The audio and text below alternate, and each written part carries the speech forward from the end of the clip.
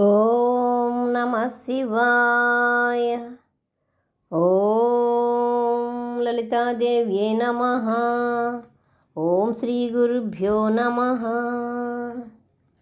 శివానందలహరి 47వ శ్లోకం.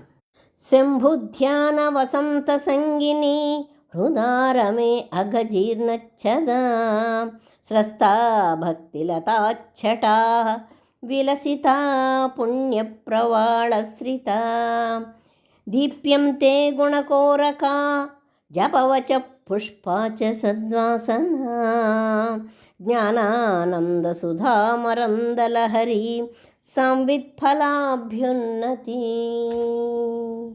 ఈ శ్లోకంలో శంకరాచార్యులు వారు తన మనస్సుని ఉద్యానవనంతో పోల్చి ఉద్యానవనానికి ఉండే లక్షణాలన్నీ తెలియజేస్తూ ఈశ్వరుణ్ణి ఆ వనంలో ప్రవేశించి నివసించమని చెప్తున్నారు. తన హృదయంలోకి రమ్మనమని చెప్పడానికి తన హృదయాన్నే ఉద్యానవనం చేసుకుని అందులోకి రా స్వామి అని చెప్తున్నారు. అది కూడా ఏ విధంగా కోరుకుంటున్నారంటే, ఓ సర్వేశ్వర, శంభుధ్యాన వసంత సంగిని, ఈశ్వరుని గురించి చేసే ధ్యానం. ధ్యానం అంటే తనను తాను మరిచిపోయి చేసేదే ధ్యానం. ఏదో విధంగా కళ్ళు మూసుకొని కూర్చునేది కాదు. అలాంటి ధ్యానం వసంత ఋతువుతో పోల్చబడుతూ అలాంటి ధ్యాన వసంతం హృదయ ఆరామే అంటే మనస్సు అనే పూల తోటలోకి వచ్చింది. అలాంటి వసంతం మనస్సు అనే పూల తోటలోకి వచ్చిందంట. వసంత ఋతు లక్షణాలు ఏంటి అసలు? ఆకులు రాలుతాయి, చిగురుటాకులు పుడతాయి, పూలు మొగ్గలు పూస్తాయి, మంచి సువాసనలు గల పుష్పాలు తోటంతా నిండి ఉంటాయి. మంచి వాసననిస్తూ కూడా లతలను తనవేసుకుంటూ మకరందాలు సువాసన వెదజల్లుతూ ప్రకాశవంతంగా పిల్లగాలులకి తలలూపుతూ ఉంటాయన్నమాట. ఆ ఫలమే పండు అని చెప్పారు. అలాగే నా హృదయము వసంత ఋతువులోని తోట వంటిది స్వామి.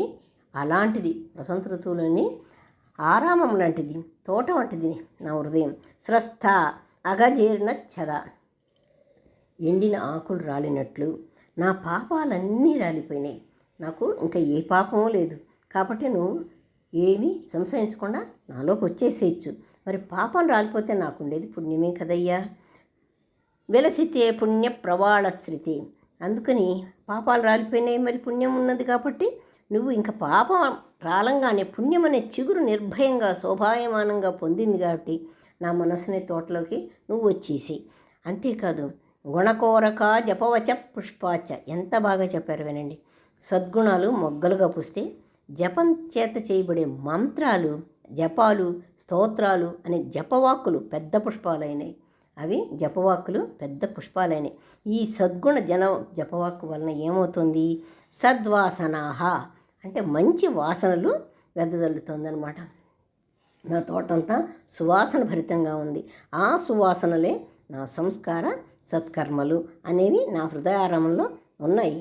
అంతేకాదు నీ మీద ఉండే జ్ఞాన సంపన్నమైనటువంటి భక్తి లత యొక్క సముదాయము ఏర్పడింది. నీ మీద ఉండేటువంటి భక్తి నాకు లతలుగా పెనవేసుకొని పోయింది. దాని నుండి విడవాలనుకున్నా విడవలేకపోతున్నా, నేను విడవలేను కూడా, అంతలా అల్లుకుంది. కాబట్టి జ్ఞానానంద సుధా మకరంద లహరి, జ్ఞానమనే అమృత మకరంద ఆనందము ప్రవాహమై జ్ఞానమనే ఫలాన్ని అభివృద్ధి చేసి ప్రకాశిస్తున్నాయి.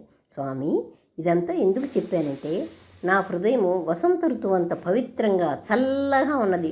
దాంట్లో మాలిన్యాలన్నీ రాలిపోయాయి. దాంట్లో ఉండేటువంటి కల్మషం అంతా రాలిపోయింది.